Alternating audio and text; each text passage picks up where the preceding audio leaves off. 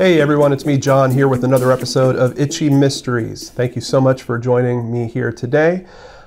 This was a real gem that I bumped into, and it has one of those somewhat bland titles, so I really wasn't expecting too much, and I was more than thoroughly surprised.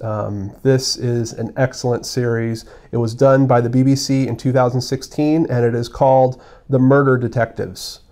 I know, a little bit of a bland name, and there's something about it that's somewhat cold. It doesn't really convey how strong the emotions are in this series. It is being billed as kind of a television series from what I can see on IMDB and Netflix where I saw it. There was only 3 episodes though, so kind of like a mini-series, and all 3 of those episodes were based on one particular case. I am really hoping that the BBC is producing more of these, because this is one of the best true crime television shows that I have seen. It kind of reminds me a little bit of, I think it's a show called The First 48. I hope I'm getting that right, which is about, you know, the beginning of investigations here in America. But seeing how investigations are handled in the UK in particular was really different for me. I got to tell you, I wish that the authorities here, whoever you consider those authorities to be, would look at pieces of film like this and say, you know what, the way that those investigators are being portrayed is probably very helpful to how people view police in their country. Because I had this feeling after watching this miniseries that I wish that I felt like investigators were working to the same capacities that I was seeing across the water from here. And I don't feel like that, and it kind of sucks. But this is a really, really strong series. I keep wanting to say it's a documentary because I watched it all in one sitting. You can do that. I think it would probably run about 2.5 hours, maybe just a little over that if you do that. I just was so hooked that I just wanted to keep powering through it to see where things would go. It is primarily the story of one 19-year-old young man who is tragically stabbed, and the murder investigation around that, including a lot of access to his family. One of the things that really almost kind of threw me off when I was first starting to watch this was I wasn't sure if it was fictionalized or if it was a true documentary. The footage is shot so well. The access that they have to the investigators as they're working is right there. Like, I can't believe the level of access that the people that shot this had. And it even felt like at some points where I was like, no, they had to actually stage that scene. They had to block that, because the way that the cameraman's weaving in and out and the way he's getting up in these guys' faces, there's no way they'd be able to do that.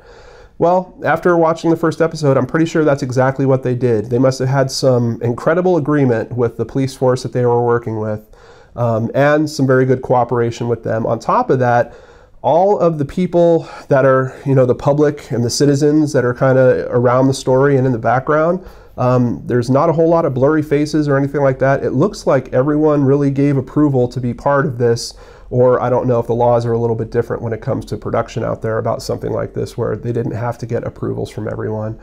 But in terms of the main case, they had access, very close, deep, personal access to the Robinson family. It was really secondary to none. I've never seen anything quite like it. And it's one of those pieces that is so well done. It conveys the emotion and it shows what they're going through, but it doesn't do it in a way where you feel like, oh, they're really manipulating these people, or they're manipulating me and they're trying to turn this into some kind of thing. You don't feel like that at all. The filmmakers do this great job of really getting the camera where it really needs to be, but not being too invasive when it comes to driving conversations or anything like that. It's like a tightrope walk, and quite often when I'm looking into stuff in particular for review on this show, I see where people fall off that tightrope all over the place. That is not the case here. And just to back me up a little on that, this series has won 5 BAFTA awards. Here's kind of my litmus test for it. If you appreciate the show Broadchurch, which I know has been pretty popular on Netflix, it's like the real life counterpart to Broadchurch. It's a very different pace in terms of telling the story. They really let you settle in with the information as it's coming at you, that you're not bombarded with the information. It feels like you're on this investigation with them, that they're literally clawing and scraping for every little inch that they can get to understand the next piece of this story. And there is a super valuable lesson that you'll have pretty much by the end of the first episode about something I talk about frequently on the channel, which is confirmation bias. Basically, when someone is investigating something and you start to believe one thing, sometimes you will start looking for evidence that supports that one thing, and more times than not, you will find evidence to support that one thing, but you don't do the secondary check of, now, is there evidence to refute that one thing? For anyone that's interested in knowing what I'm talking about, you have to watch it, just at least the first episode of this. I'm pretty sure after that you'd be hooked, and you're going to watch the other two anyway. But to see it happen to professional investigators using a scientific method in particular that all of us think is pretty much a silver bullet for these cases, DNA, it was, I don't want to say mind-blowing, but I did not expect to see that occur in this series. And it was very eye-opening for me, and really kind of set my expectations in a bit of a different direction for how I look at DNA evidence. So I don't want to spoil it by really giving it out too much, but just know there's a really interesting turn that happens in the first episode, as well as many turns that continue until the end of this 3-part series. There is also a very, I want to say it's strange. It's emotionally racking in one way, but it's also beautiful and hopeful in another. In particular, I'm talking about coverage of the celebration of life, is what I would call it, for this young man that passes away. And it really does leave you with a strong sense of community, and a strong sense of what those types of really dark moments, some of the brightness that those dark moments can lead to. It was really, really moving. I think that if you get to the end of this series and you haven't felt your heartstrings tugged on, you might want to go get that thing checked out. Something might not be working right. It's just a really, really well done, very detailed account of the investigation, of the fallout around this case, of what happens to their family, what happens to some of the family members of people that are being suspected of being involved in this. Understanding the motive for why this happened. It has everything that makes a great itchy mystery. I would be very surprised if The Murder Detectives doesn't show up on my top 10 list by the end of the year. I really do think it's that good. Really good use of music, really great footage around the investigation, but then also great footage just of the locales and the area. Great access to the people that are involved in the story, and in a way where you don't feel like it's a talking head documentary, which, I'll sometimes point out. You've got experts that are talking about this and they're just sitting in a room at their desk or something talking to the camera. This is done in a much more clever way than that, where it's almost like the camera is a fly in the room, and a fly that has a really good seat next to the conversations that are going on. Extremely well done. Like I can't say it enough from a production standpoint. Well edited. I would have to say, for some American sensibilities, might be a little slow paced.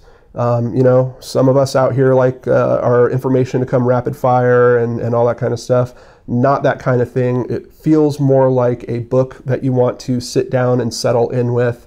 That certainly keeps things interesting along the way, but there are some periods for you to really kind of breathe and contemplate what's happening within the narrative, and I think that's really a strong suit of this piece. It works really well.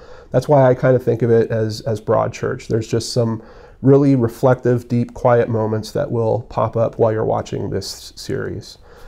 So for any of you out there, brain scratchers, I highly recommend it. I would personally rate it, I guess I'm going to make it, I'm really caught between 8.5 and a 9. I don't know how it could have been much better. I had a few questions by the end that I didn't feel were completely answered, or things that weren't completely resolved, which I think is natural when you're talking about real life occurrences versus a scripted narrative. But I do think there's some questions they could have answered. And if anything, it seems like the cameras were not allowed into the eventual court trial that happens around this. And if they did do that, I think they could have easily had another episode. It's very likely that the courts just would not allow the cameras in there. As a matter of fact, I'd almost bank on it, because these cameras were getting into places I couldn't believe. So, but it was really interesting to see how an investigation like this is handled over there, and how the investigators were so invested in it, personally, emotionally, and then also seeing beat cops that actually work their neighborhoods and know their neighborhoods. I've seen a few examples of that here in the US, but quite honestly, I've never experienced it personally, my whole life.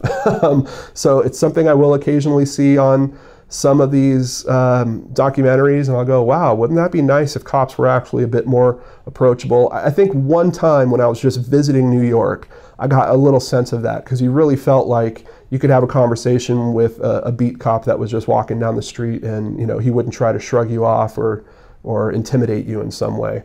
I got to say, coming from Los Angeles, that's a lot more of how you typically got treated if you were, trying to engage police out there. It's just kind of unfortunate, but so refreshing, really refreshing, and kind of gave me a little shot in the arm in terms of feeling a bit more optimistic about good police work and the fact that it goes on out there. As a matter of fact, the first thing I did when I was finished watching the series was I Googled best police departments in the world, just to see if there was some type of information that's kind of gathered on that, to try to figure out, are there certain countries where the police departments are just working at a completely different level than others? And wouldn't it be great to know where America stacked up in that? I don't know if it'd be exactly fair, because we have, I think nearly 20,000 individual police departments, pretty much all operating on their own set of rules. But man, I would love to see a list like that if someone could actually quantify where the better police work was happening, and then maybe that'd be the start at sharing some of those methodologies with the other ones that weren't working so well. And maybe a couple of these cases that I'm always scratching my head over here would have a better chance of getting solved. I'm not going to mention any names, but I got a few cases in mind that I'm just shaking my head at that I can't believe aren't solved by now. But anyway, I've gone on way too long. I must be feeling better. Thank you so much for hanging out with me today. I will see you right back here on the Lord and Arts channel.